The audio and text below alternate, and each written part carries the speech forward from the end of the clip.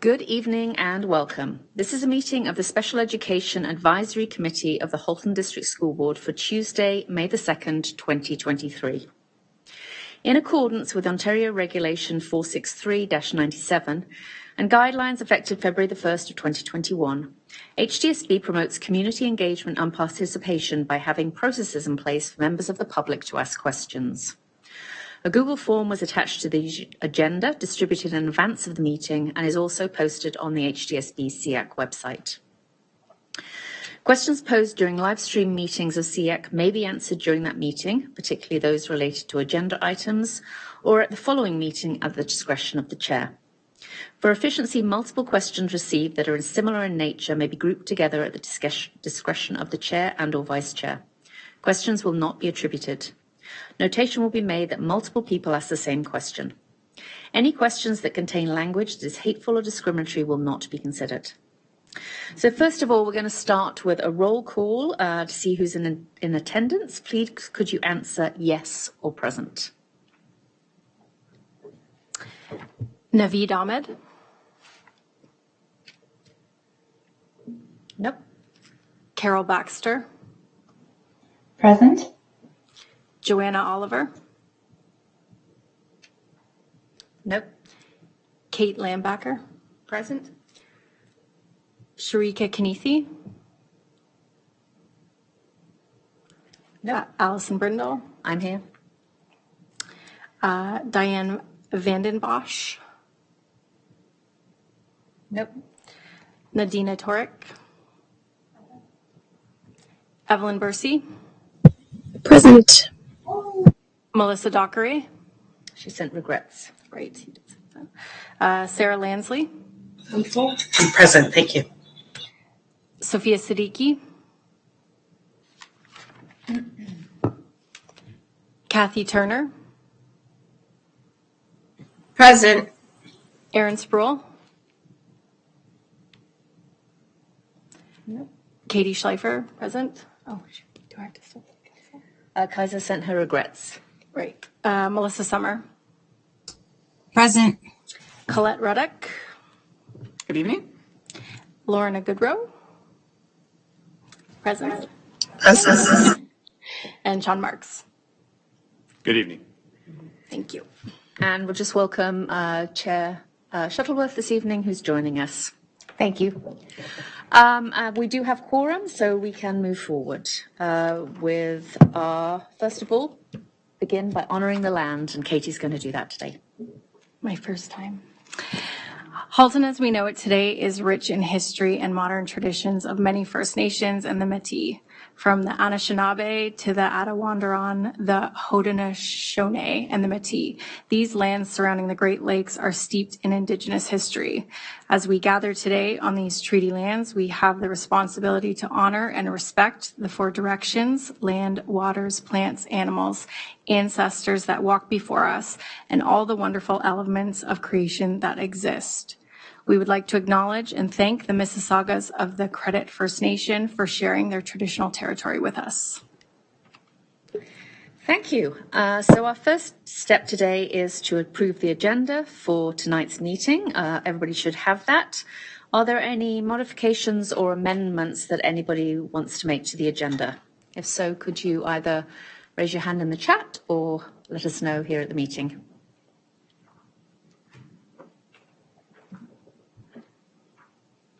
Okay, none being seen.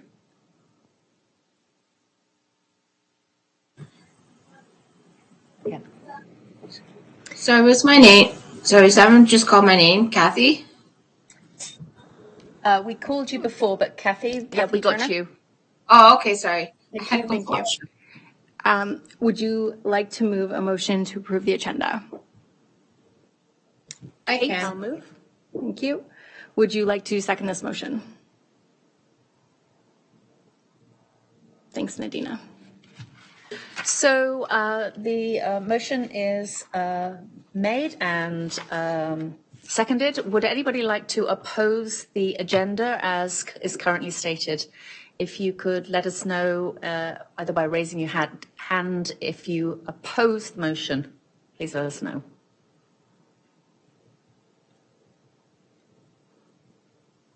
Okay, none being seen, the agenda is unanimously approved. Next is the approval of the April the 4th, 2023 meeting minutes. Are there any errors or omissions? Okay, would you like to move a motion to approve the minutes?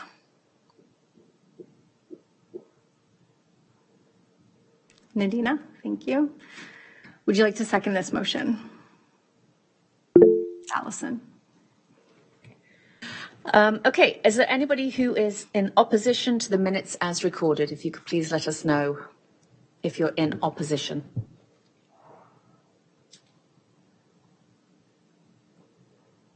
Okay, none being seen, the minutes are approved unanimously.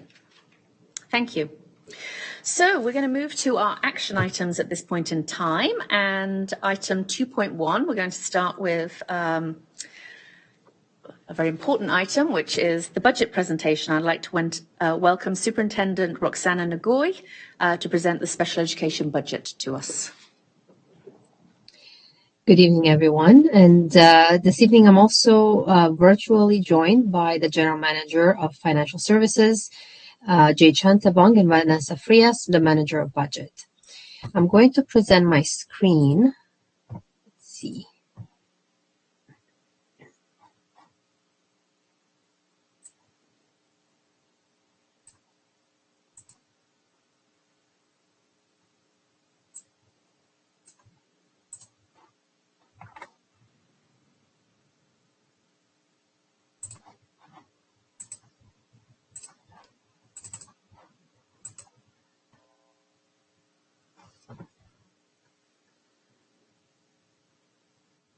And I hope everyone can see that.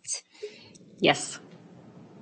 So I will put it in full screen, but this means I cannot see you. So if you do have questions as we're going through the presentation tonight, please feel free to stop me, or we can also have questions at the end. So this evening, we have a bit of an update on the budget development for the 2023-2024 school year. At this point in time, we do not have all the information. We are getting ready to have a draft budget to be presented at the Committee of the Whole on May 24th. So we are presenting you with the draft information that we have up to this point in time. We'll give you a quick update of where we are in the budget development process, an overview of what we've heard in the budget survey, and then an update on enrollment, revenues and expenses, as well as budget pressures.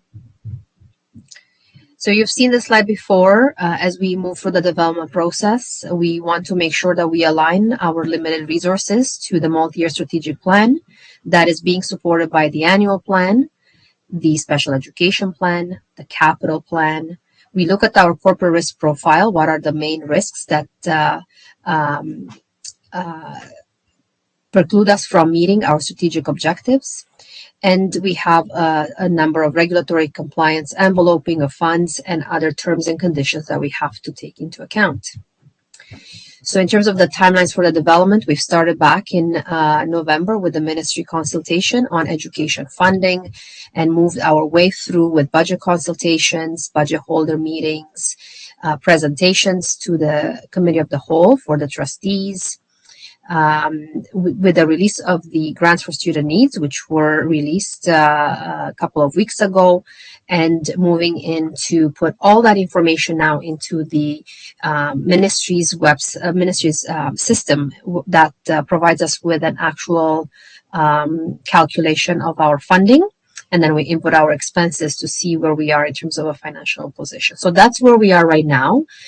We have a timeline here with the next key dates. So tomorrow at the board meeting, we have the report on grants for student needs and what that means to our board. May 10 and May 24th, their presentations with a draft budget scheduled for May 24th at the Committee of the Whole. So there's a special committee meeting added this month. The draft budget goes to the Board of Trustees on June 7th and for approval on June 21st. So provincial perspective, we've updated from what you've seen in March. This is based on the Grants for Student Needs, or the GSN release. We are looking at $27.1 billion provincially, plus another $516 million in priorities and partnership funds, which are one-time investments, so they can change from year to year. The grants also confirmed the continuation of support for student funds. However, it confirmed that they are not continuing with the COVID-19 Learning Recovery Fund or the tutoring supports. Some of the tutoring supports it has been repurposed in a way and included in priorities and partnership funds through focus on de-streaming, literacy, and numeracy.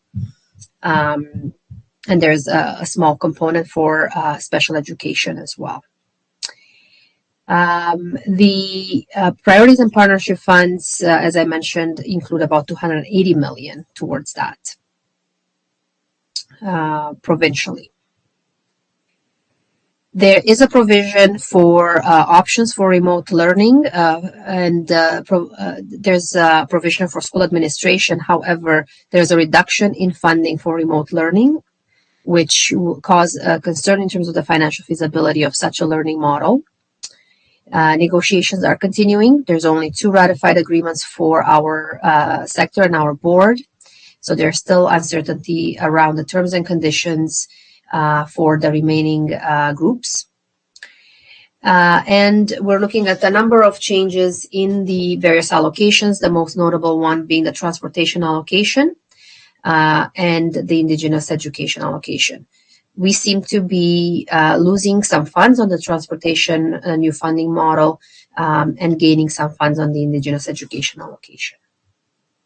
Capital investments are similar to the prior year. So from a board perspective, our enrollment is expected to decline slightly at the elementary panel, but increase at the secondary panel. Mainly, large grades 7 and 8 are making their way into the secondary panel, and they're replaced by lower kindergarten grades, so entry-level grades. But overall, we're still a growth region, and most of the grants are based on enrollment. So you will see year to year our revenues increase, in part for enrollment growth, and then in part for other provisions that are added there, which Jay will go through in the next few slides. We are looking at less funding overall. When we look at the literacy, numeracy, and the streaming priorities and partnership funds that replace both the COVID-19 learning recovery and tutoring supports, we're probably looking at $6.5 million less overall in one-time funding that has been used to cover temporary positions throughout all employee groups. Fortunately, the supports for student funding continuing this year, similar in eligibility with the prior year, will continue to support about 80 positions in our board.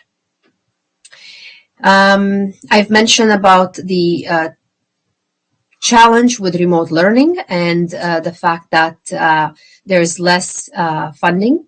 We have used the COVID learning and recovery to help with the inefficient staffing for low enrollment in remote learning. That has cost us in the current year about $1.8 million. So certainly this is an area that we are looking at, and it's a big challenge in order to be able to fund additional staffing for both elementary and secondary panels. Other challenges are areas Sorry, that Roxana. Can I just interrupt? Kate has a question. Thank you. I just wanted to confirm the main cost issue with the remote learning is that there are not enough pupils per class, meaning the staff cost exceeds the usual ratio. Is that the main cost that's causing you to go over budget with those, or is the funding less per pupil? It's actually both. So that's an excellent question. There's less funding per pupil for remote learners. The theory behind it was that we do not need bricks and mortars and to maintain the schools for those students as they're not in school. The reality, however, is that we have one or two or a handful of students coming out of one school or another. We're still have the same square footage to clean, heat, maintain the same school grounds. So we're not actually saving on the bricks and mortars. So we're losing fund there, but at the same time, we're also not saving on the staffing complement, because there's one student or two from a grade that would come from one school. We still have to staff that school at the same levels, with or without those students. So the complement for staffing virtual schools is in addition to the base complement for what we have within all of our elementary or secondary schools. So that is where we are looking at the significant cost. Great. And we just have one follow-on. Yep. Do we know whether the proportion of identified students or students with an IEP is higher than the general student population in remote learning? Do we have that information? Overall, it's a very low percentage, but I am going to look at Superintendent Ruddock in terms of some information. We have some self-contained classes. Okay. And is it still, you may not be able to answer that. The last meeting, we were talking about the wrap up of this and doing a transitional period in June for these pupils. Is that still the plan? I can speak to that later. Yep, yes. I've got that on my superintendent report. Thank you. Great. Thank you, Roxana. So I just want to mention with remote learning, we're speaking here from a financial perspective. From a student learning, achievement, well-being, that is a completely different aspect, and I will defer that to the discussion you have later on. So other challenges we see within the grants are the grants are not keeping up with the increasing in statutory benefits, in inflation, supply costs that we've seen for our contractual obligations, and licensing, for example, and pupil accommodation. So that's our portables in North Oakville and South Milton. That is also a pot of money that hasn't changed in a decade provincially. So it's just being reallocated, and certainly there's a shortfall in that funding.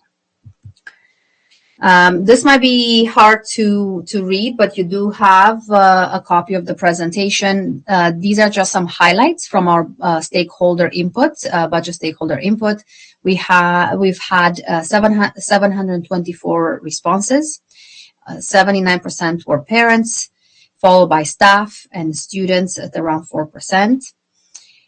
We do have more details in the April 19th board report, which is available on our website.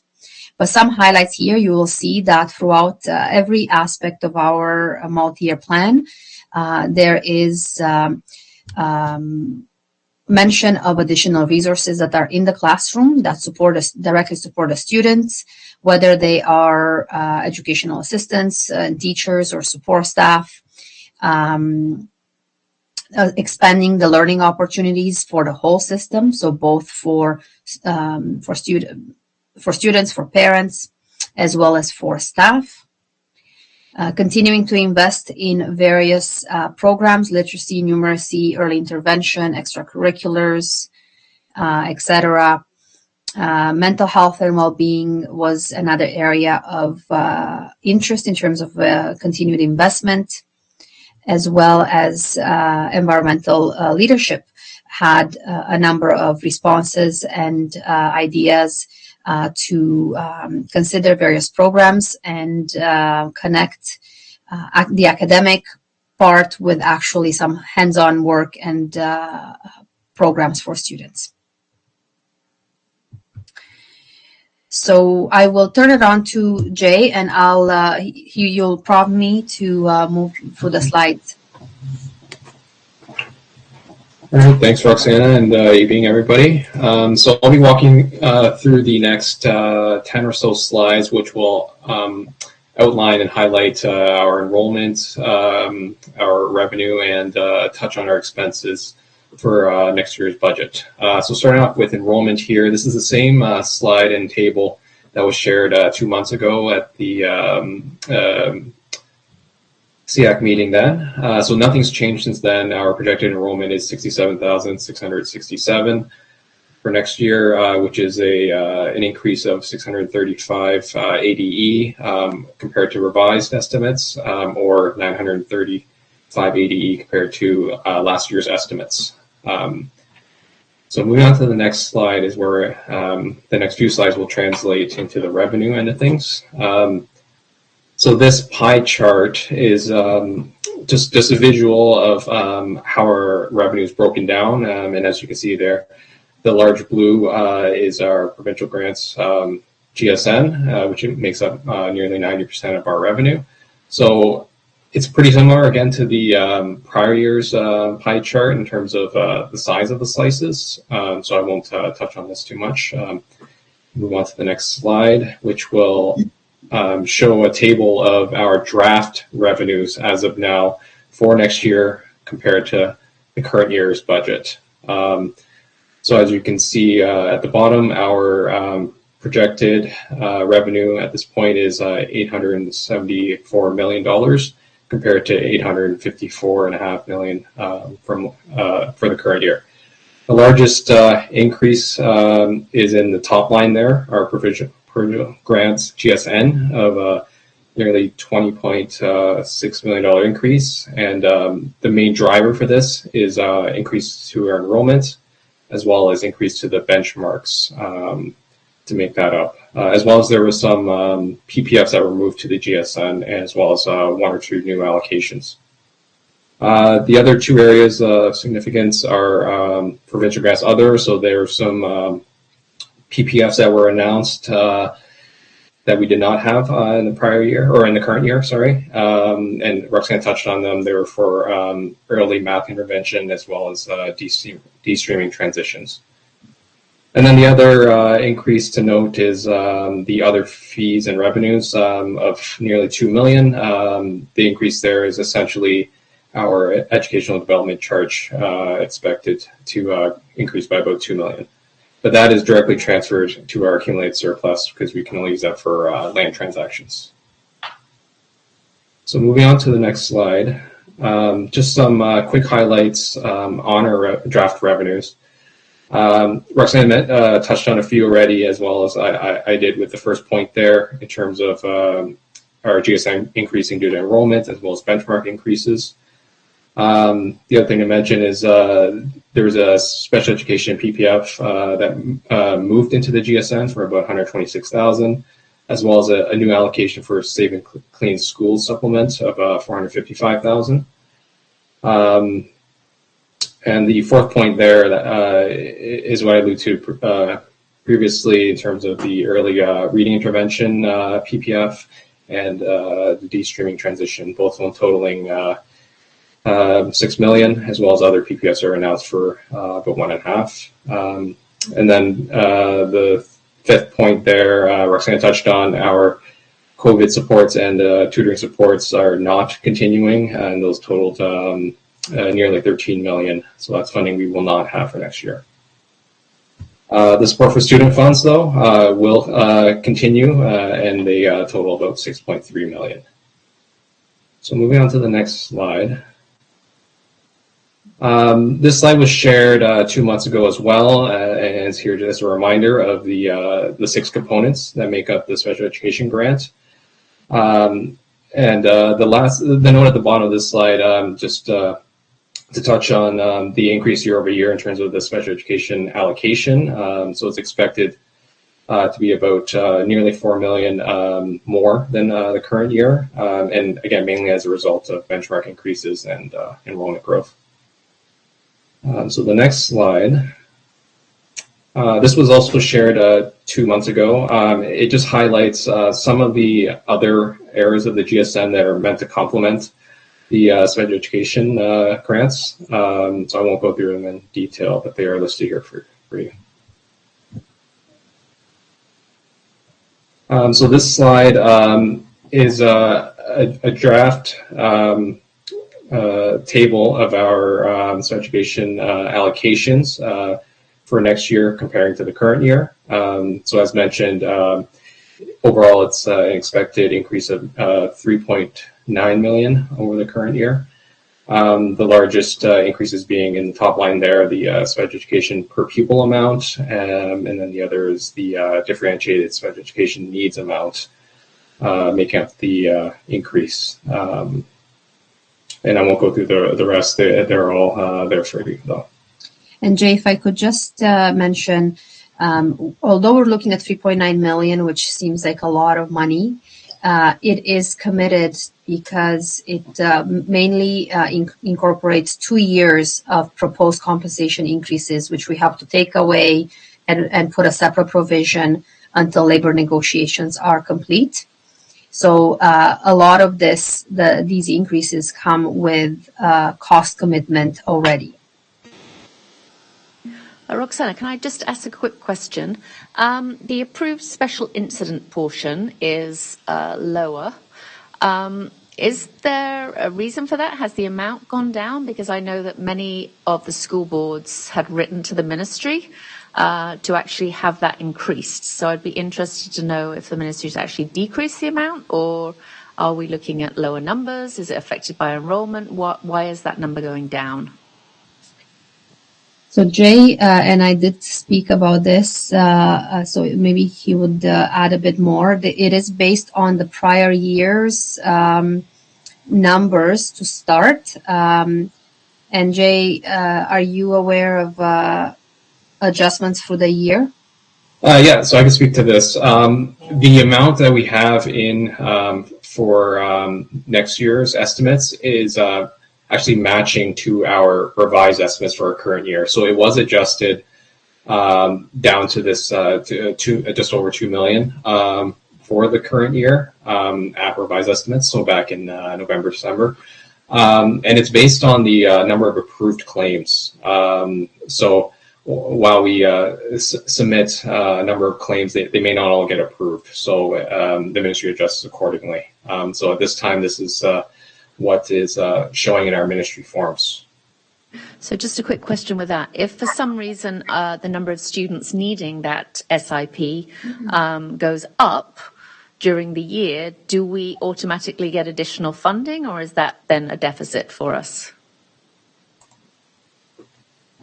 It is based on claims. So we would have to submit a claim for it, and once approved, then we would get the additional funding. Okay, thank you. Sorry, if I could jump in as well. This year, the ministry has moved to some stable funding for our special incidents portion. So they're not expecting us to do a student-by-student application. And for those who might not know what a SIP grant is, or special incidents funding, it's when we have students with such significant needs that they need more support than perhaps one educational assistant. They need 2 educational assistants at all times because of significant physical or behavioral needs. And so we can apply for that, for funding for those unique situations. In the past, we've had to do a case-by-case application. It is an immense amount of work to gather all of the documentation to submit to the ministry. And then they give us an allocation based on which applications they approved.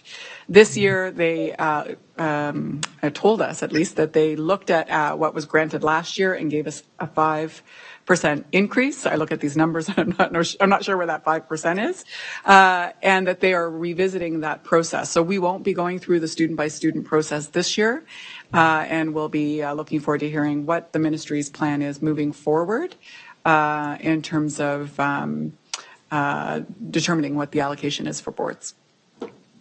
Okay, thank you. All right, if there's no other further questions on this table, we can move on to the next slide.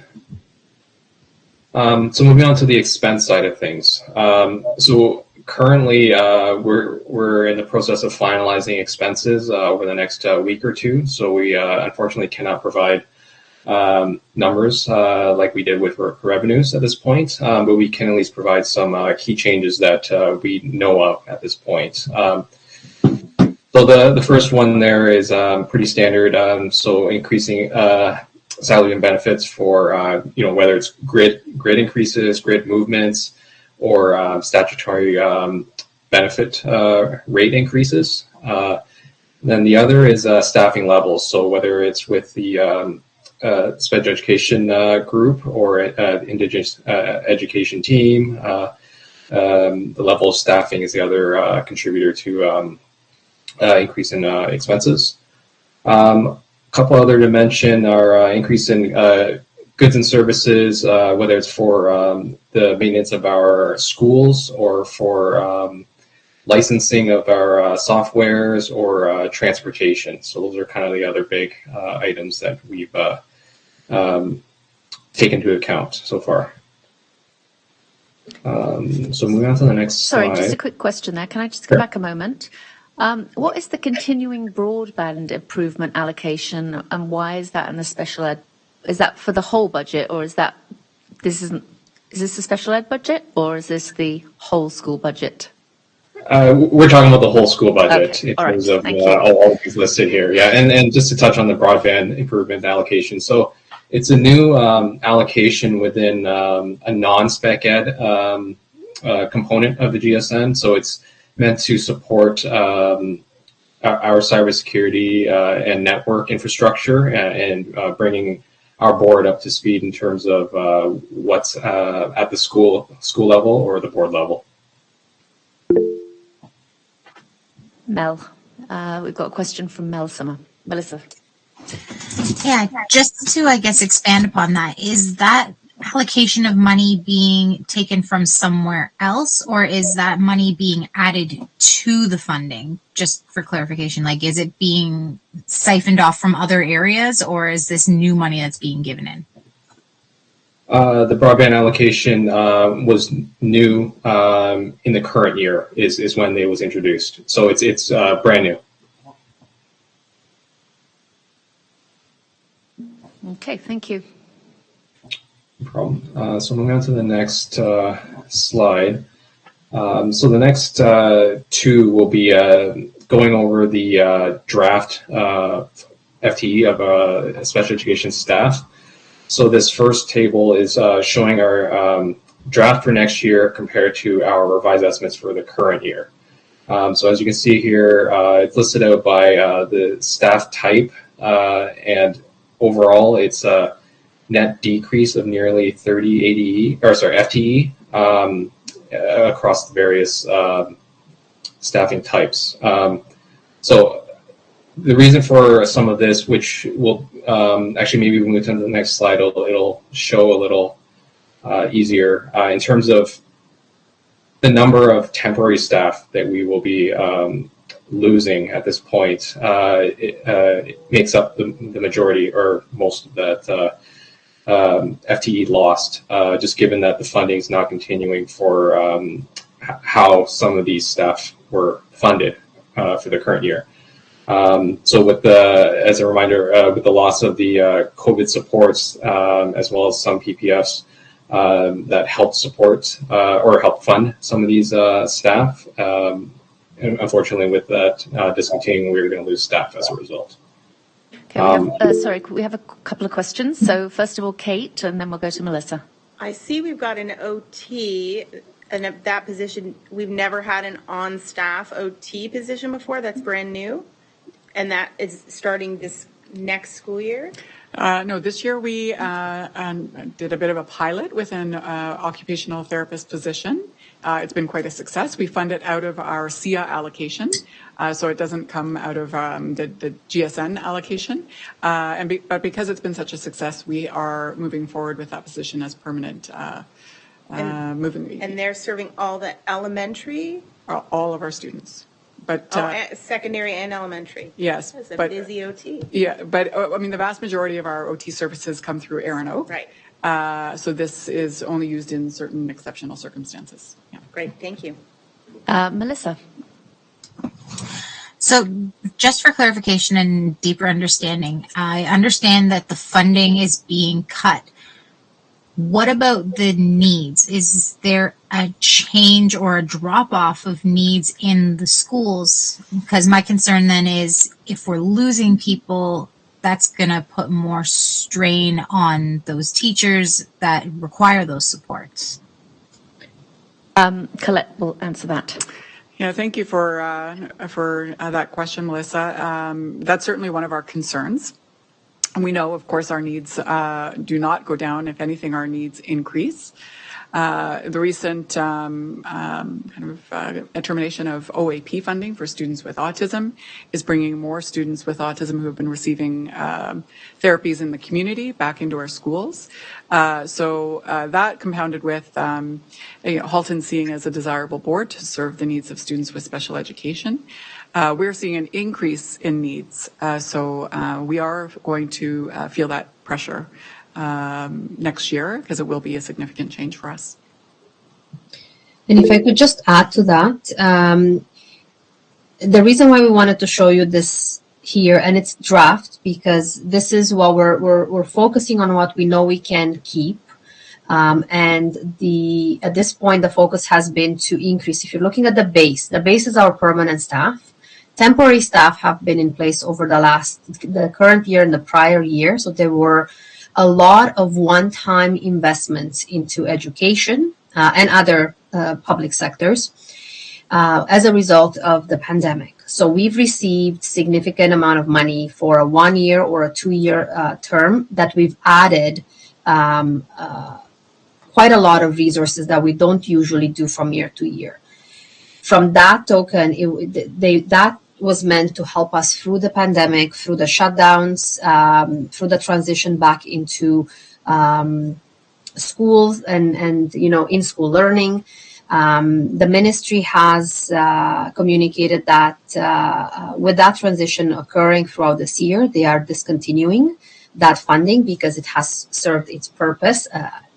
That's what the ministry is looking at, and they're shifting their focus to continuing learning recovery through those priorities and partnership funds.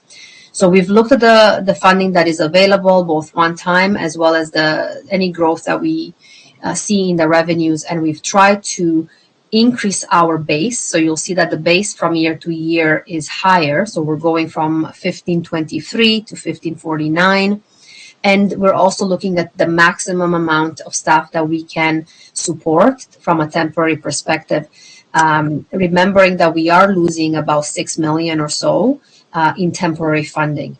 And on the next slide, we do have a number of priorities that remain on the list to be assessed. And when we finish putting everything in and we see what our base budget is, we're trying to see what we can afford to continue to retain through reserves, but they will also be retained as one-time positions. So that exercise hasn't completed. At this point in time, we're looking at an overall reduction, but it is a reduction keeping in mind that significant investment for 2 years as a result of COVID. Catherine, I think I saw your hand up. Yeah, so I'm just curious because there's going to be more special needs coming in with more needs. How come say, for example, the EAs are reduced by 13, roughly about? I'm kind of curious about that one. So the EAs in particular, you see there were 61 funded temporarily for the last couple of years. We've tried to move as many of them into the base budget as permanent, as well as look at what we can maintain from a temporary funding perspective. So that group in particular had one of the biggest allocations of the temporary investment funding that we've received. And if I could jump in, I know this was a question a number of months ago around how do we allocate our educational assistance, and we thought it would be timely to bring that presentation tonight. So Sean's going to share our process following this presentation. He'll be sharing our process for identifying student needs and allocating our EAs. Okay, thank you, Roxana. My pleasure. I know this isn't an easy slide to present. It is not what we would like to see for a growing board. It is a very challenging budget year for all of us. And over the next few weeks, we have a big task at hand to see how much we can support all the pillars in the multi-year plan with the reserves to be able to retain or make up for the lost funding. So that exercise hasn't completed. This is a point in time, and we just wanted to mention that increasing base in permanent staffing is very important because that is the true increase from year to year. Temporary staffing are assigned based on availability of funding that is not meant to continue in perpetuity.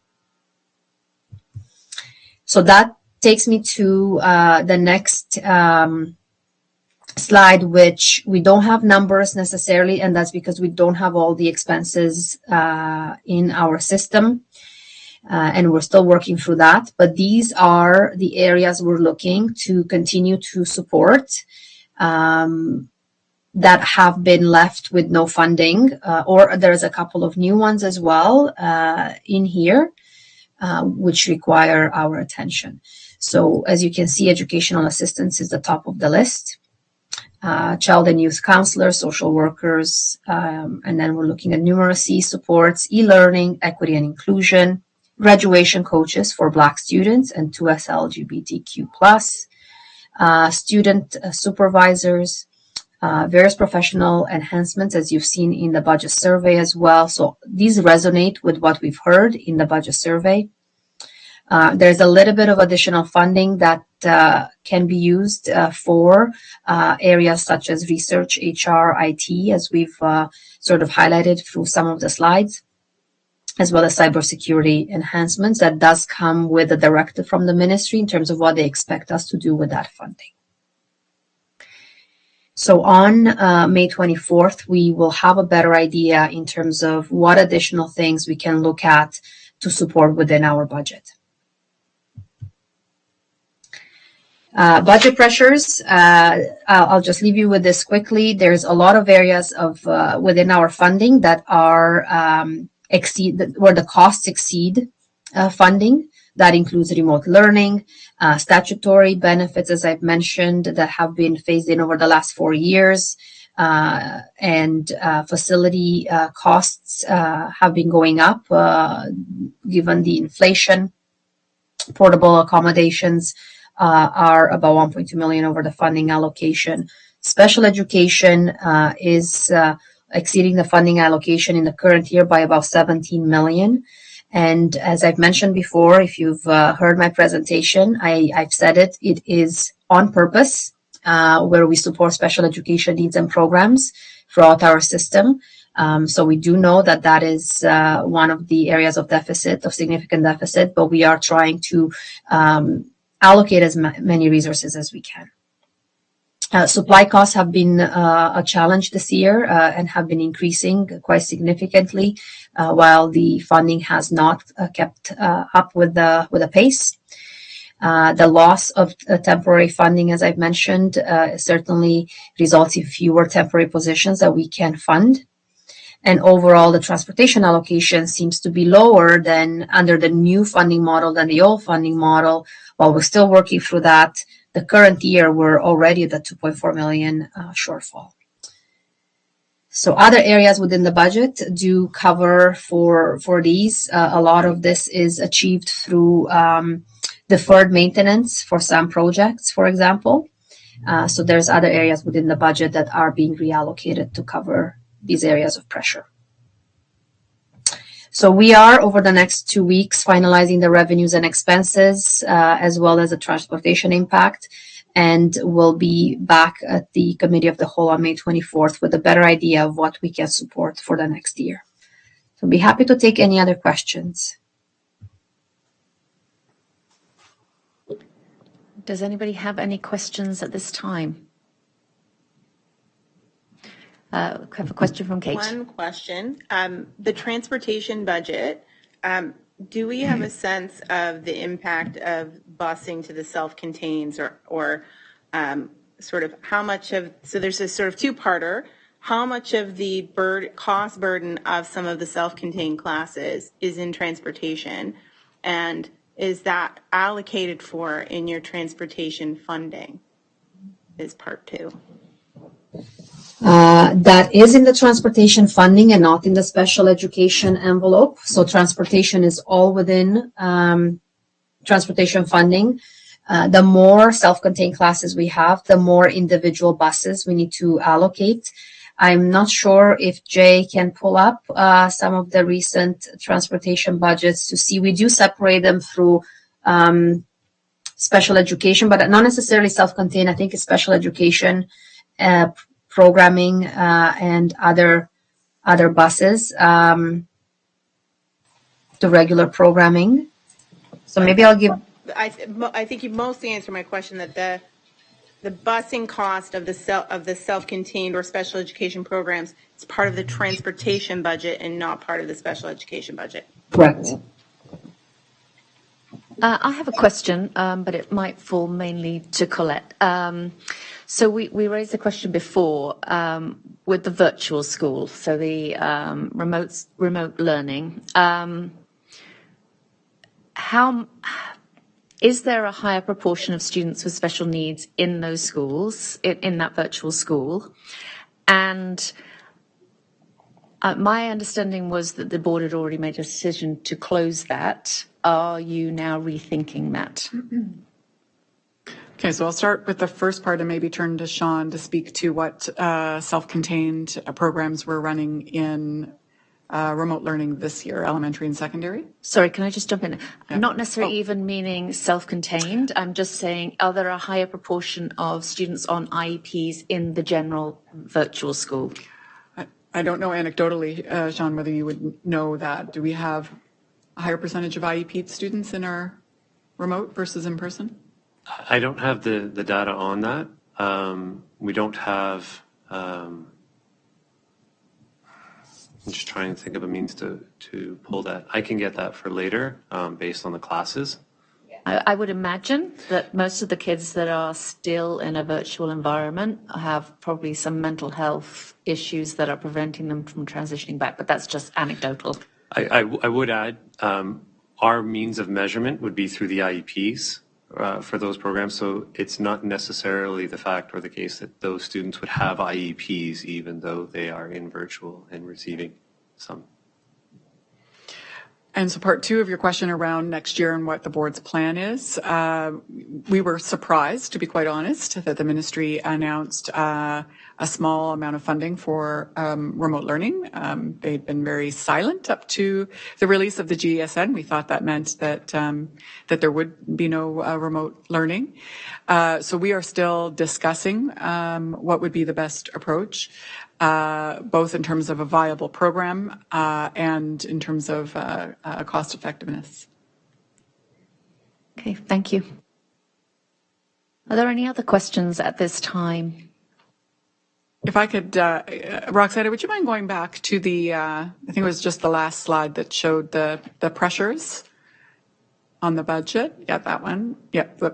So I just want to draw attention to the special education needs and programming, and that we overspend the ministry funding by $17.1 million. So we are going to be discussing the special education plan later on this agenda. And so I just want to highlight that number for you because it is a pressure that we really, by design, very intentionally have prioritized students with special education needs to overspend the ministry's allocation.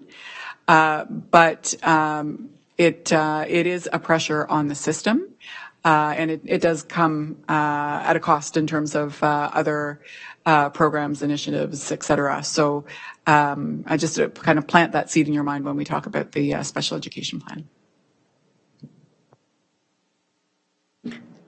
Okay, thank you. Well, I know that you haven't finished the budget, but it's good to be able to see it. So thank you very much for that, Roxana, and your team. I know you've probably got a lot of very late hours to do to pull this all together in a short period of time. But certainly thank you for bringing it to us and allowing us to see what may happen next year. Who knows what will be eventually. Thank you very much. Thank you as well. And just as a last thought, as you're reviewing the special education plan, both Superintendent Collette as well the trustees on the committee do bring your input into the discussions we have as we finalize the budget. So we look forward to hearing your voice. Thank you for having us this evening. Great, thank you. Okay, so it's now item 2.2, and we have the pleasure of Sean Marks, Principal of Special Education, to explain to everybody here something that often comes up, which is the allocation of educational assistance in our school system. So thank you, Sean. Thank you. I'll do my best to be as clear to capture a very complex process, but I hope at the end of it you'll have a general sense of how we go about this. So the very first thing I'd like to do, though, is take this moment to really thank the educational assistants in our system. And you'll see the note that I have there in the slide, but this is an opportunity to thank Roxanne presented 885. That's the full-time staffing. We have over 1,000 human beings working as educational assistants when you consider part-time. Coming in every day to support students with significant needs, helping students access the curriculum, removing the barriers. And as we see in evidence by the people moving into the Halton region to access our board's services, the work they're doing is we're very grateful for, and it's making a difference. So I wanted to thank them first. But one of the things we also consider when looking at educational support through assistants or other adults is the consideration that we're always trying to move to the level of independence for our students to the greatest level possible for each of them. I think as parents who entrust their children to us, that's one of the goals they have for them as well. We want to ensure their safety and their growth, but at the same time move towards the independence that they can achieve. And part of that is the balance and the art and the nuance of how much support is the right amount of support to move the child forward and give them the best opportunities for pathways in their future. So the last point there, our goal is for each student to be an integral member of the classroom, where their membership and contributions are valued, and where if they require adult support, is planned, purposeful, and SMART. SMART being an acronym for measurable, attainable, realistic, and timely. And specific, that's the S. Thanks, yes. Thank you, trustee. So looking at the allocation process, so as the budget is in draft right now and working through, these numbers change. So this is right now in our current for next year. But things can change, and I'll go through the process. So we have 885 educational assistants, 654 in elementary, 194 in secondary, and then 37 in our regional team. So, and you can see the different teams that we have there.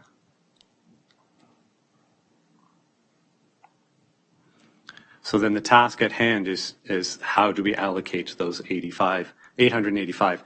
Those 37 are already predetermined. They're in the system. So really we're talking the 654 and the 194. And this can be found in the education, our SPED plan as well. You can see this section of it. It's a process that's going on throughout the year, but specifically in the late winter, early spring, we begin the process with our IPLs going into every school. So that's 107 different schools meeting with the administration and the special education resource teachers to discuss all the students who are receiving support and need to receive support or have a change in their need for support. And it literally is a line-by-line conversation. And the key to that, the part that I really want to highlight is we're talking numbers, but our process is about putting faces and names and needs of those students to these numbers.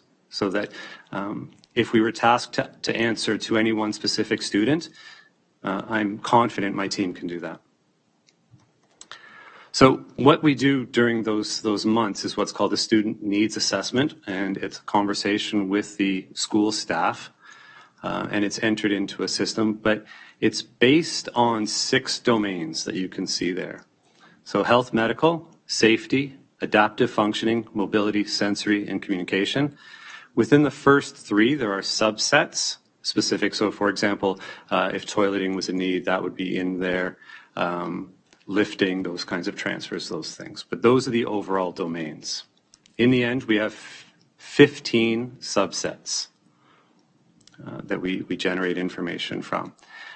In addition to that, there are anecdotal conversations as well, tell us about the student. And though I say it's done during these months, the IPLs are in the schools, the IRTs are in the schools, our educational assistants from the regional team are in the schools. And so we have this conversation all the time within the schools. It's not that this is the first time we're understanding these students. We know these students before we get to this conversation. But it's a good chance to just come back and have a conversation again and see if there's any changes. So we enter this data into the engine. It's numbers, but there's a lot of text as well. And it's called the Special Education Engine. You may have heard of this. We refer to it as the C, but it's our data and note-taking system. And then it's converted into an algorithm. And again, we're at the numbers, but I don't want us to be thinking that it's just straight numbers. This just helps get a preliminary baseline to what the algorithm is saying based on in this case, the 885 minus the 37. And it's our starting point. And it will say based on the school. So it will generate for each school based on the conversations and the needs a number for us. And that's just literally the very beginning of what begins many days of conversation with the IPLs, the instructional program leaders, where we sit down with them, additional conversations if need be. And we literally go line by line. We go through every single school. We look at the number that's generated. We look at what they've currently got. And we talk about every one of the students that's in the special needs, the student needs assessment. And we're talking thousands. These are thousands of students that we're having conversations about. And you can see the consideration priorities that we're including in those. And one of the things, one of the challenges with this is our new JK registrations, because they haven't been in our system and we don't really fully know them. And what we see, and we go visit some of these students, actually many of these students in daycare settings and home settings to get a sense of what their needs might be. But if you can imagine for somebody who's 3 or 4 years old, 6 months from now is like nearly 20% of their life is going to have passed in that amount of time, and the growth could be quite considerable. And so who we see in September while we do considering what we do in this process now could change. And we look at clustering of students. So we might have a number of students in a school all within the same class. And so we can share support and have that, even though the numbers would have each individual student. Self-contained classes have an impact as well, because where we have self-contained classes, we can cluster, but we also know that some of the needs are higher in some of those areas. Current allocation, so what the school currently has and the strains on the school and the changing needs within the school. And we also look at what other supports can be provided. Educational assistants they're an integral part of a very large system and group of staff who provide support, our PSSPs, our itinerants. So what other things can be contributing to supporting the students? And then again, back to the student independence and what changes have been made. So it's sometimes a great conversation at this time of year to see the growth we see in students as they require less support because they're making such great gains. And we see that quite often. So then after examining all that information, again, days and days, we come and land on a number for each school. And then we share that with the family of school superintendents for their awareness / approval. And then it's shared out to the schools within the critical path timeline. And then what the schools receive is an allocation and it's up to the school, the principal, to determine the distribution within the school and the scheduling of their educational assistants. And then I know there's always questions about, well, what happens when things change? So I've given you the allocation process around this time of year. And there's generally 4 scenarios that can happen throughout the year. And you can see them here. Student leaves, a new student arrives, needs of a student change, and a current student moves within the board.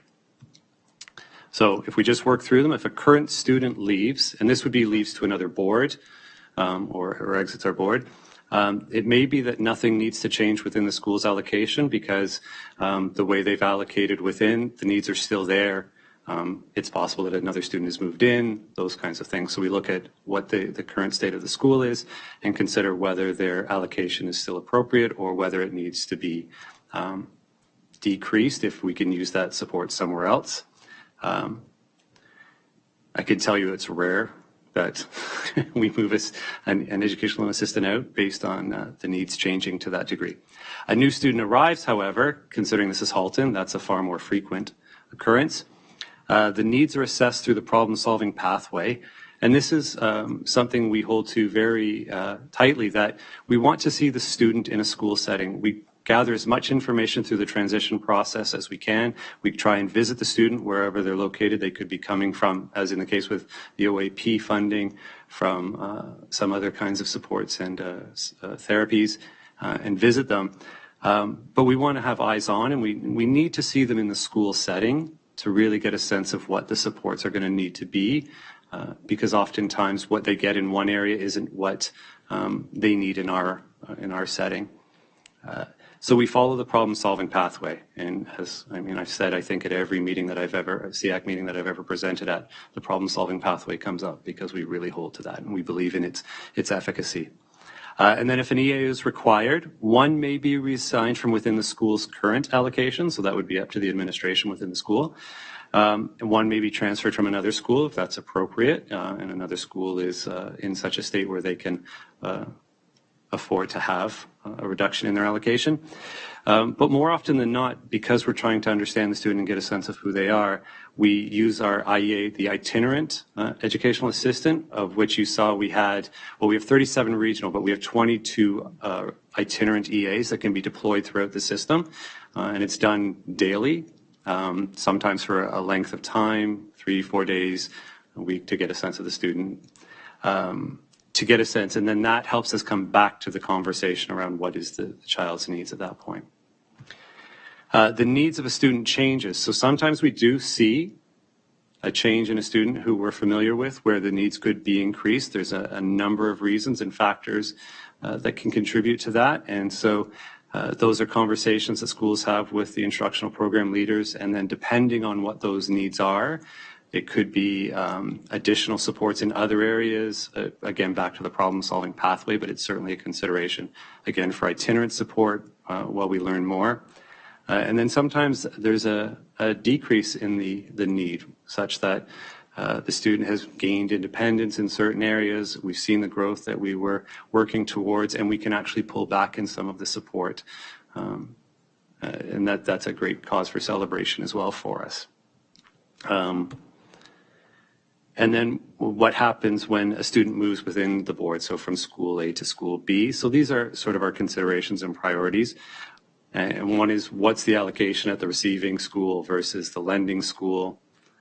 Because although a student may move, the needs may be consistent between the two schools such that their allocation is appropriate, and to change one for the other wouldn't be. What are the needs of the sending school in the current and near future? And then these priorities, they do align with one another so that we consider all three. It's not as if we go through one and then if it matches or doesn't match, we move to the next. These are all simultaneously considered.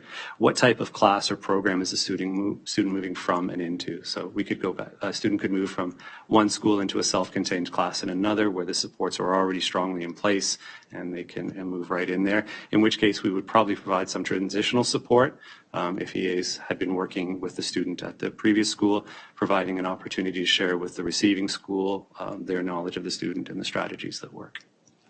So there's a lot of things that happen in these moves and changes within the school, and each one is dealt with on its own merit based on the student needs and each of the schools' allocations and how well they're supporting their student needs at that point. Great. Does anybody have any questions for Sean at this time? I do have a question. I'm just trying to figure out how to word it. So I know of instances where EAs are pulled out of self-contained classes into a mainstream classroom because there's a student who's struggling with something. So are there ever, I know there's never enough EAs, like there's never enough money for them.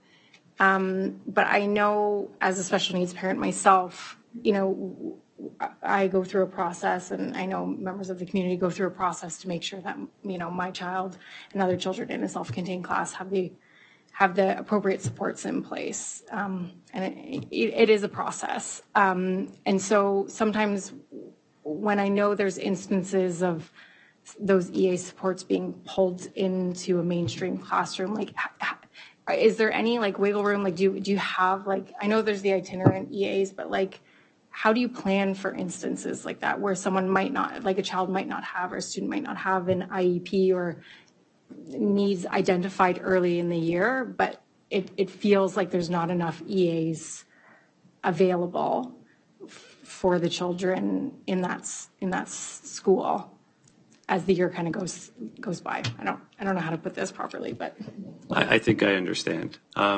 And I think I need to answer that question wearing two hats. One is my role here as the principal of special education services, and the other is as being a principal in a school who makes the determination once the allocation is given.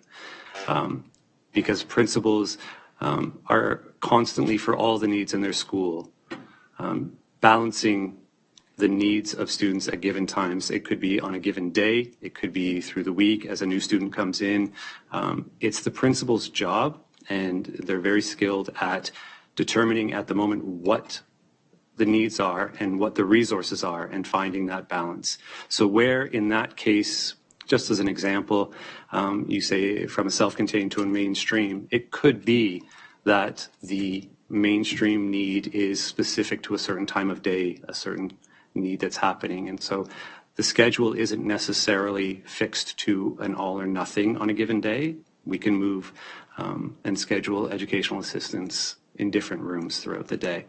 But the support in the self-contained class is still going to be as much a priority as the other students as well. So it's a good conversation to have with your administrator around those kinds of supports, but it is a balancing act that's constantly happening. It's a daily, what's happening in the school, what are the needs, and where do I need to move from? So that's as the school based once they have the allocation. If they have the sense that they're being stretched in such a way that it's really compromising the safety or potentially compromising the supports they can provide to their students, that's when now I wear the hat as the principal of special education. They reach out to me, they reach out to their IPL, and they say, these are the things that are happening. And then we come in, and the IPLs are very skilled at this, and the IRTs, what is the need specifically? And again, we get back to the problem-solving pathway. What are we looking to support? And maybe there are other ways to support. We can look at scheduling. We can look at additional supports through our PSSP staff. Where are the things that we can do as a team to come in and help the school, so that always focusing on supporting all the needs within the school. And I can appreciate as a parent when you hear that my child had this person as their educational assistant and they've been moved out of the room. That's a very hard thing to hear sometimes, especially when those relationships have been built and they've been strong, and your child is very, very comfortable with that EA. I mean, that's something that we really strive for. That's part of the hallmark of the educational assistance, is to build that repertoire with the students.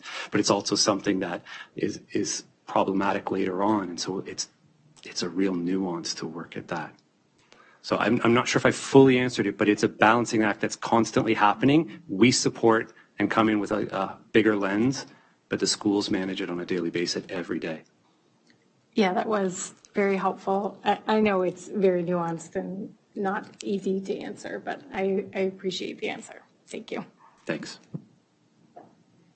I have a question.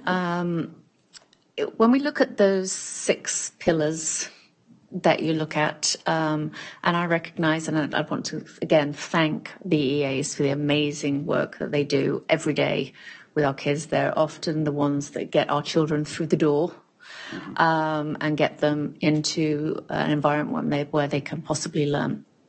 So I really want to give a huge shout out to them, and I wish we could have many, many more of them. When we look at those 6 pillars, there's obviously a focus on, education isn't on there. I mean, when we come down blunt to it, supporting children with learning needs is unfortunately not on that list anymore. And as, an organisation that supports students with diverse learning needs and some real learning disabilities and struggles, is there ever going to be a hope that EAs will be able to support our children in learning? I see Sean looking at me. I think he's looking at me to answer that question. I don't have a crystal ball, so I don't know what good fortune lies ahead. However, I will say that, that $17.1 million overspent in the special education line and fewer educational assistants in our system next year than this year, with increased needs coming into our system, and we know that our students are also coming into our schools with complex needs. So the role of the educational assistant as it stands today and as we know it and next year is certainly to address those kind of basic needs around self-care, safety, and it's ultimately the role of the teacher and the DECE, the special education resource teacher, our learning resource teachers, our instructional resource teachers. So we have other educators in the system to support the learning. And we have some very robust strategies, which we are really proud of in terms of making some gains in supporting students throughout the tiers of intervention, which we'll talk about in the special education plan. So we do have people, not educational assistants, but we do have teachers and other specialists to support the learning. So again, just to clarify, because we do get a lot of questions, my child needs an EA. My child isn't learning, they need that support. I guess what the message we have been saying is, unfortunately at this time, that is not the role of the EA. And that's the message we should continue to deliver. Yes, thank you. It isn't at this point in time the role of the EA, but there are other people in the system to support that goal. Okay, thank you. And I saw somebody's hand up. Catherine. Hi, speaking, being an EA myself with PO Board, I can verify what Colette and Sean has said is that we are there for, if there's medical or safety and stuff like that. And speaking for myself, if there is time and everything's okay, I do support the learning if a teacher or whatever cannot do, but it's very far and few in between, just because of the needs that are presented currently and the struggle with not as many EAs within the school system and some getting pulled. You're sometimes trying to do the best you can and trying to help learning if you can do it. So it's really hard. Kevin, shh. Sorry about that. But yeah, so I understand what, Colette, and I agree with what they're saying. You wish you could help them and stuff like that. And I'm going to put myself on mute because my husband's still talking really loud, and I truly apologize for that. That's okay, Catherine. I understand there's a game on tonight or something, so now I don't know what some kind of game. And again, I do want to thank you for all the effort that you personally put in, and all the staff in our school board who do that. So I know you do everything that is asked of you. It's just as a SEAC, how do we work to support to get as much funding and as many supports in to help you and the other students and our teachers to deliver the best service that they can. Any other questions? Okay, well, thank you very much for doing that, Sean. And it's very useful to have the budget and the allocation. And then now we're going to go into the second special education plan. We'll review it again and see if there's any questions. And this spec ed plan will come back again next month for a decision on whether we support or have any issues with the plan.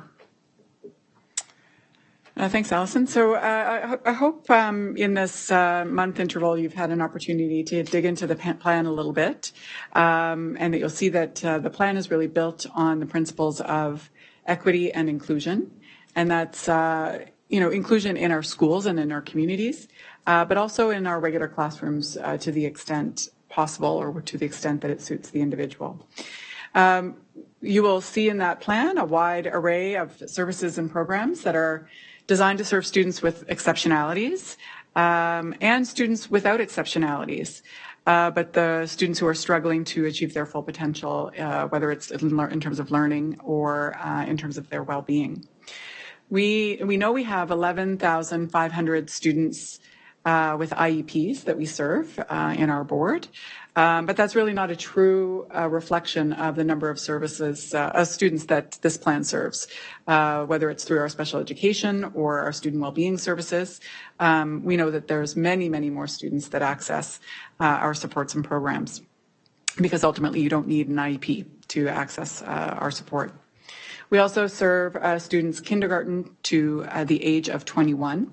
In our secondary settings and the community pathways programs, our students with special education needs are able to learn in those programs until the age of 21. So we serve a very long span of the students' educational career.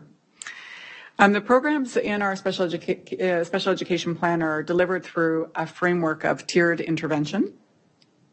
With it being really a pyramid, with tier 1 being at the bottom of the pyramid, and that's the vast majority of our students can receive supports through the regular classroom teacher in the regular class. We know that within that framework, there's a next level up of students, tier 2 students that need more intensified supports or services, still delivered in the regular classroom. But due to whatever learning barriers are getting in the way of their success, they may need intensified support from, for example, a learning resource teacher or an instructional resource teacher, a special education teacher, a CYC, or a social worker, for example. So these two tiers we would call resource support. And then we have the third tier, and that's students who need really a specialized and intensified level of support. That can be in the regular classroom with withdrawal services from specialized staff, or it can be in our self-contained programs. And in addition to these tiers of intervention that are offered, whether it's through direct service to our students, we also offer consultative services through our speech and language pathologists, behavior analysts, and psych staff, just for a few examples. I'll say I'm very proud of our services and our programs in Halton. The needs in our system are really quite significant. And as you heard from our budget presentation, there's really never enough to support all of our needs. And it is a difficult process, but we do need to allocate our resources judiciously in terms of making sure we're serving the needs of all of our students. So hopefully you've had a chance to take a look, and if you have some questions about our programs and services or comments, feedback, it would be a great time to hear those today. Okay, does anybody have any questions, comments? Okay, Melissa. So I just had like a quick question, just as a ECE and TDSB. I'm still trying to understand the whole process for the IEP identification and IPRC processes. And I know that they come to require or at least ask for supports for getting diagnoses. Is that a practice of the board here in Halton? Do we offer that, or is that something where we encourage families to seek external medical diagnoses? Because I know that there's always that concern with insurance and extremely long wait lists, being able to advocate for their children to get those supports in the classroom. So is that a service, that process that happens within Halton? Thanks, Mel, for that question. So we do. It's through the process of the problem-solving pathway, where a parent and or an educator can bring a student forward to a multidisciplinary team to discuss a concern about the student's struggles, whether it's in achievement or well-being. And it's through that kind of roundtable discussion around those student needs, some strategies to try in the classroom to improve, and assessing those strategies throughout and looping back and monitoring the effectiveness and deciding what's the next step. So through this problem-solving pathway, there may be some assessments that are done, whether it's an assessment that's done by the classroom teacher, whether it's an assessment done by the CERT, or it may get to a place in that problem-solving pathway where an assessment by our speech and language pathologist or our psychoeducational consultant is deemed necessary. So it is a part of our process. It's not the first place we go, but it is certainly a resource that we access when we feel it's needed to truly understand the full picture of that student. Great, thank you. Are there any questions? Any other questions? I do have a couple, and then I'll move to Kate. So just a couple of questions. I was talking to some parents at the PIC conference, and congratulations on running a wonderful conference again. If a student comes in with an exceptionality from another board, why is that not automatically kind of grandfathered in? I mean, obviously we're all working under the same ministry guidelines. Why would they have to go through the IPRC again? Okay, well, I guess there's two parts to that question I'd like to address. So first, the ministry provides us the big strokes for those categories of exceptionality, but not the fine details in terms of what the cut points are, for example, for certain exceptionalities. Each board is left to determine how to define a learning disability or how to define giftedness or et cetera. So some boards will have a different cut point for one of those exceptionalities than Halton. So a student might be identified LD in let's say Toronto, but not here. Same with gifted. A student might be identified gifted in Toronto, but doesn't meet the Halton criteria. So while there's categories of exceptionality, each board has a different definition in terms of what that profile means in terms of scoring. And the IPRC process is board specific. So if a student meets the criteria for an exceptionality in one board, moves to this board, our team reviews the documentation and determines that that student meets our criteria for that exceptionality. The IPRC process doesn't follow, so they do need to kind of go through that process again.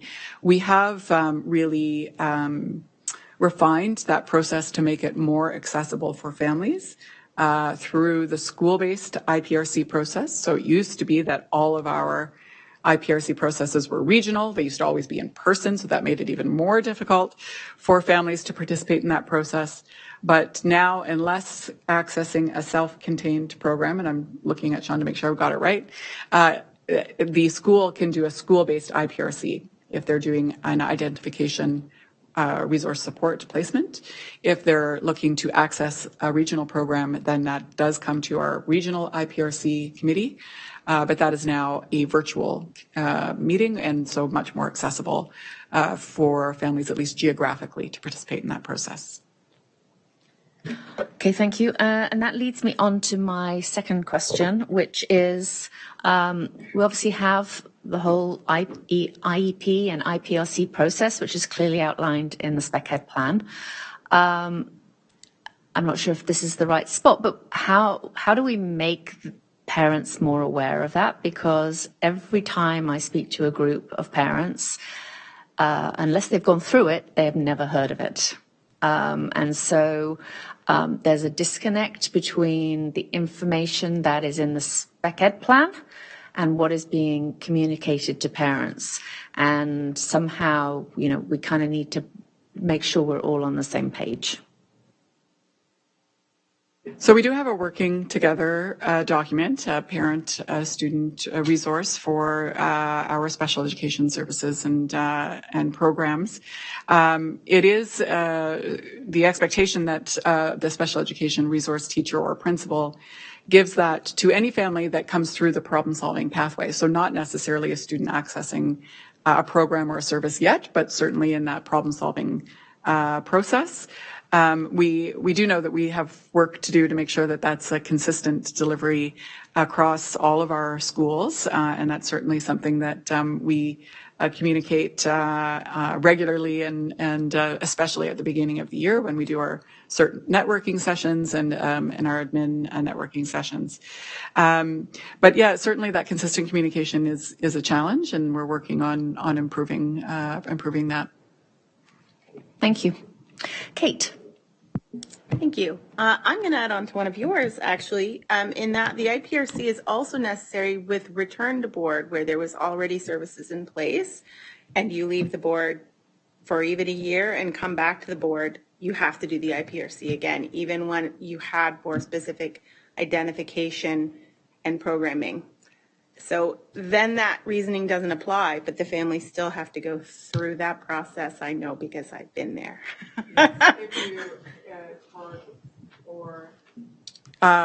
More than 8 months. So if you leave and come back within an 8-month period, your identification and placement can be resumed without going through an IPRC process. Anything more than 8 months, you do have to go through that process again. That's true.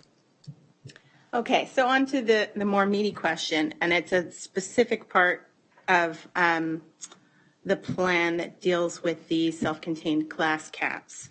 So the move to keep children in the home classroom has had some knock-on effects, specifically on the gifted self-contained location and classroom sizes, and also the degree of need of the children that are placed in the self-contained classes, such that the most challenging exceptionalities are now concentrated in much larger classes, often bussed together. And specifically, there is a lot of anxiety and difficulty being experienced by the families in the Pilgrim Wood Oakville self-contained classes right now, with concern that the level of needs, many of them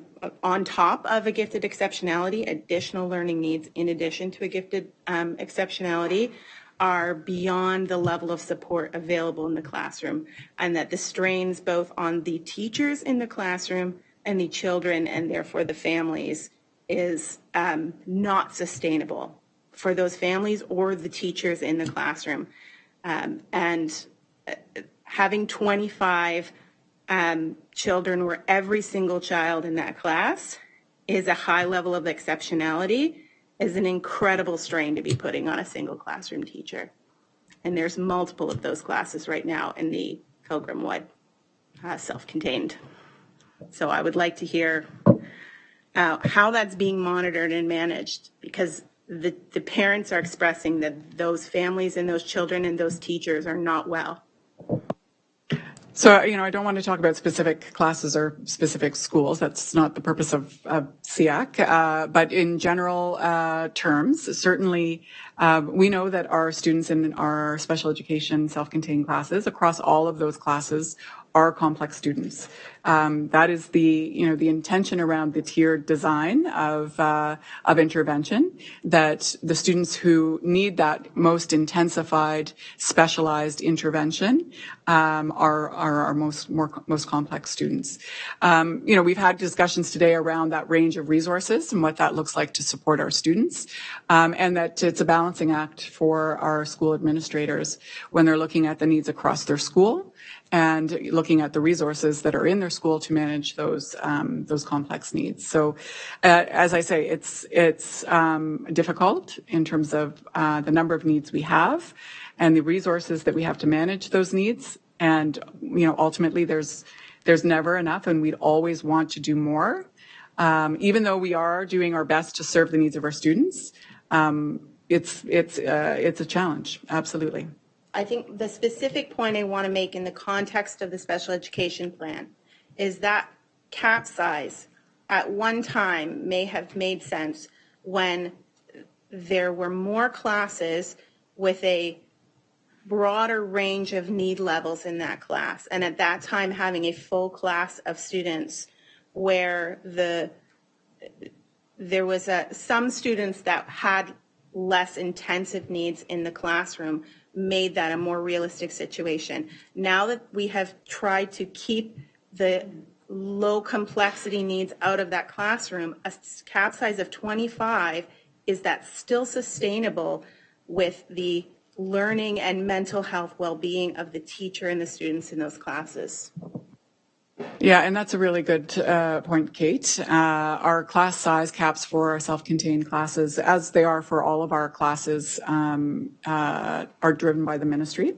So for special education classes in particular, Reg 298 in the Education Act dictates what those class caps are.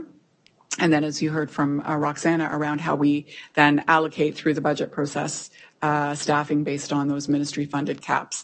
So I hear your comments around that class size cap, given the complexity of students, is a challenge. That's certainly something that we can take back, and we're going to do look at some of our gifted programming and supports. So that's certainly something we can take back to the team in terms of how can we support that environment. Because you're right, they are complex students, and it is of our self-contained classes, it is one of our larger groups. And I don't know if anybody else has got any questions, but another question I have, again, thinking of ideas for the development of the special education plan. We're seeing a large number of students who are not going to school due to extreme mental health. I've not been in a school classroom for a year, 2 years. Would there ever be any consideration for having specialized supports for mental health in terms of a classroom dedicated to students who need maybe a softer approach where it's not necessarily all about learning, it's about giving them the confidence to come back into a school environment?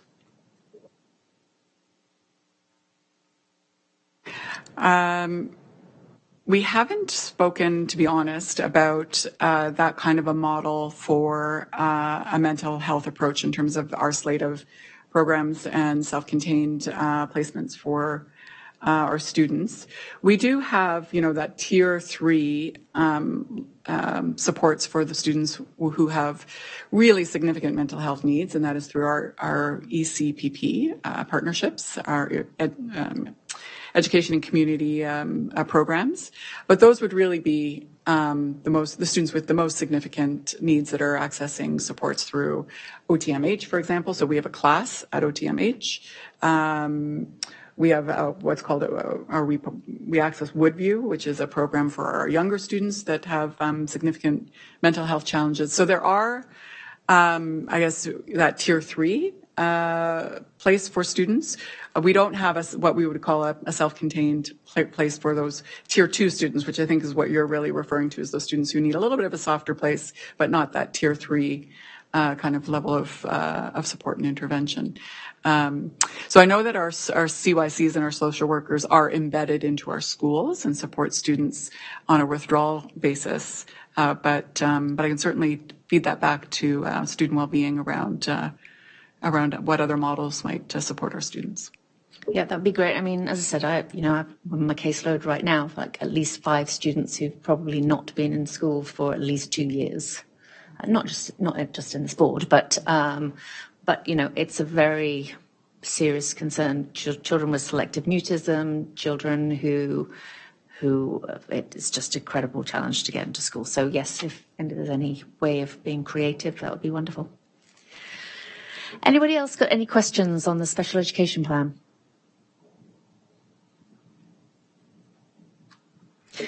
Okay, so let's move on. It's now we're now at item 3.0, which is the SEAC discussion and question period. Does anybody have any questions? We know we've had a lot of discussion about special education, but does anybody else have any questions about that they'd like to put to Colette or to the team?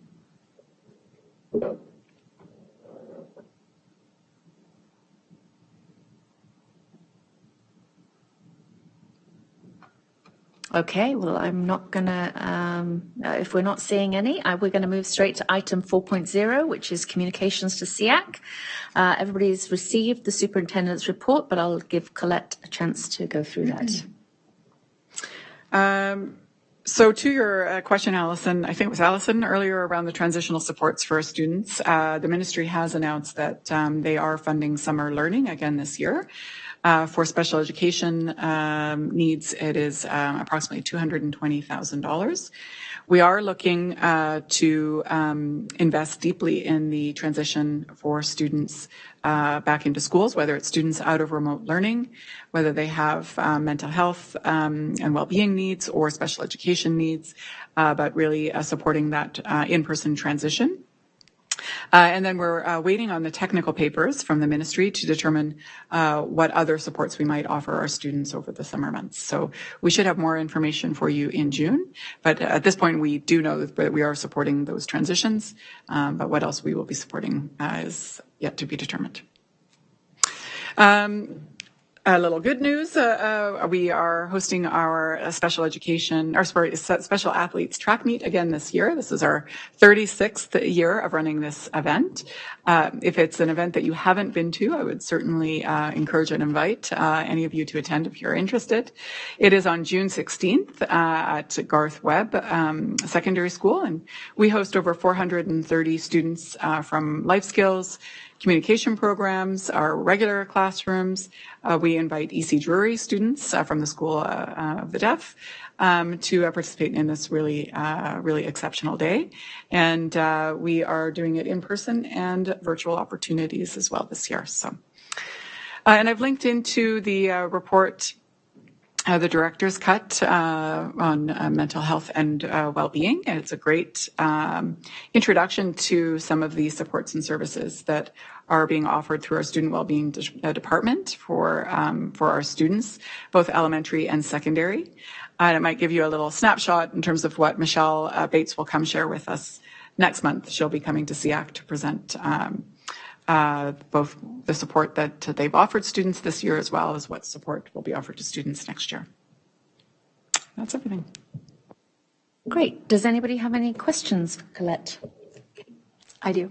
So what would be the process for getting an invitation? Because I know on a meeting earlier this year, there were a bunch of people who had said to David that we'd like to see some of the, we sit on this committee, but it would be so great to be able to see some of this stuff in person. So what would that process look like to get an invite? Sean, what would that process be? Can I get back to you on that one? Sure. We're still working on that. Yeah. And I know you said that there were communication programs that were invited to that. I understood there was an age limit, like it started from a certain grade. The Special Olympics. The special athletes track meet. Yes, right. So no, that's okay. I just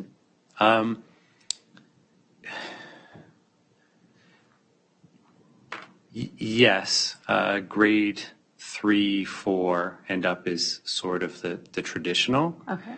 But we're special education. So there are exceptions? There are exceptions, Oh, yes. wonderful. Okay. Yes. Thank you. Great, thank you. Are there any more questions?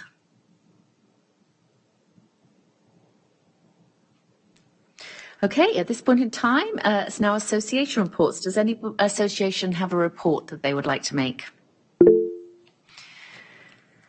Sarah. Hi, thanks. I just want to mention, I'm not sure, I didn't see it in the minutes from last meeting, but National Accessibility Week is coming up from May 28th to June 2nd.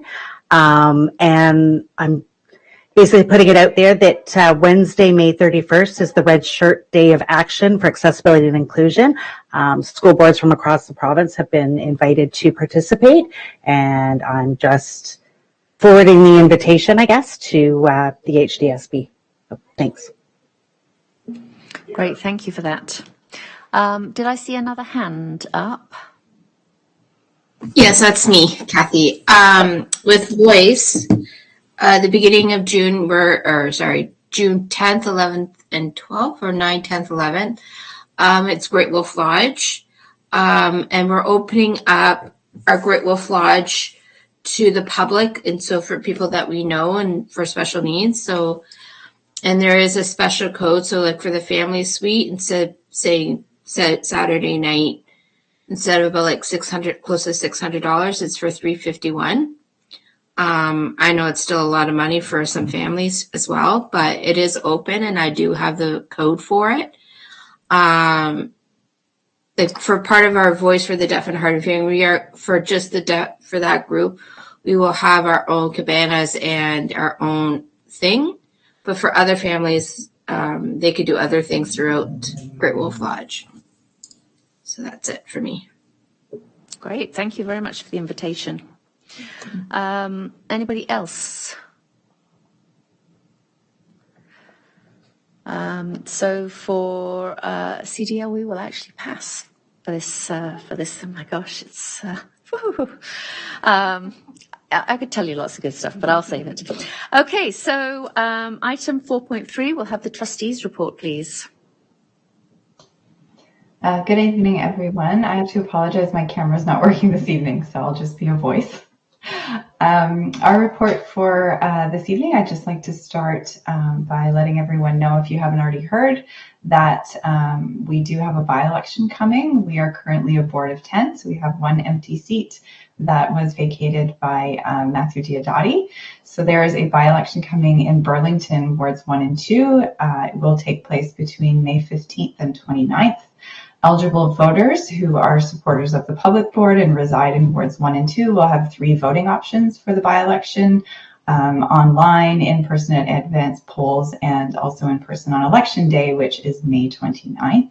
I will forward this report to Lorna to include in the minutes, so everyone will have that. Also on April 18th, Director Ennis conducted the next segment in the Directors Panel series on bringing the multi-year plan to life. The focus of that discussion was on environmental leadership, and the Directors Panel series can be viewed on the HDSB website. At tomorrow's board meeting, Trustee Oliver, who is our student trustee mentor, will bring a report with the recommendation to the board to formally accept the results of the student trustee elections. Sultan Alimza Nanov, sorry, I know I'm mispronouncing that, and Shrina Sribalan were elected to serve as student trustees for the 2023-24 school year, and their term is scheduled to begin on August 1st. Thank you. Great, thank you. Can I just ask a quick question? In terms of that by-election, how many candidates are standing? No. 3. No, there were 3 ways of voting. No, I can find that for you. There's quite a few, I think probably 6 or more.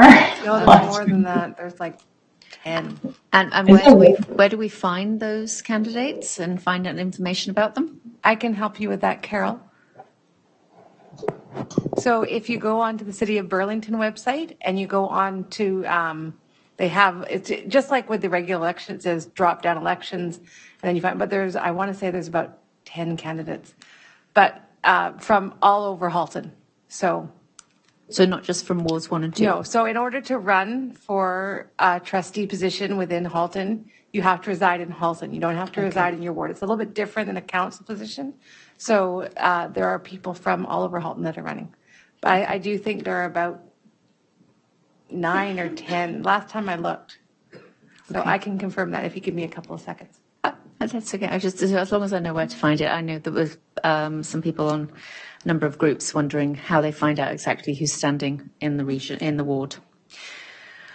Okay, so at this point in time, we'll move on to item 4.4, which is committee reports. And we were very fortunate. We picked our committee members the last meeting. I don't know if they've had any meetings.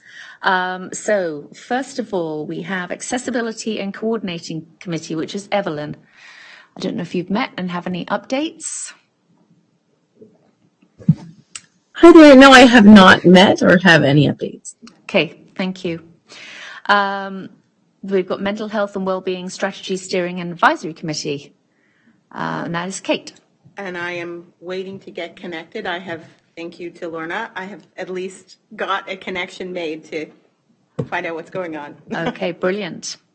Kaiser is not present today, so we'll look for an update on human rights and equity next session. And then Melissa, any update on the Indigenous Advisory Council? I have a connection, but I have not officially heard anything from anyone yet. Okay, great. Well, hopefully we'll hear more as we get into the next meeting, which again is our last meeting of the school year. It's amazing how time flies. So we're now at item 5.0, which is the next agenda and order paper. Just looking at items, obviously we have, as we said, 1 month to go. We already have the Spec Ed plan coming back, and we have Mental Health and Wellbeing is going to present, and I know that one of the organizations is presenting. CLB, yeah, is presenting. In June. We have some information in September, in the fall, where we've got ABC presenting, and we've got some information on the gifted programs. But again, if anybody has any information that or agenda items that they would like to see added, please let us know. We do have a running list of things that were mentioned at the meeting we had early on. But if there's other things that come up, please let us know and we can add them to that list for consideration for agendas. Okay. Is there anybody else who'd like to add anything at this point in time? Okay, we are at item 6.0 and we have made our way through our agenda. So at this point in time, at 8:47, I'm going to adjourn this meeting. Thank you.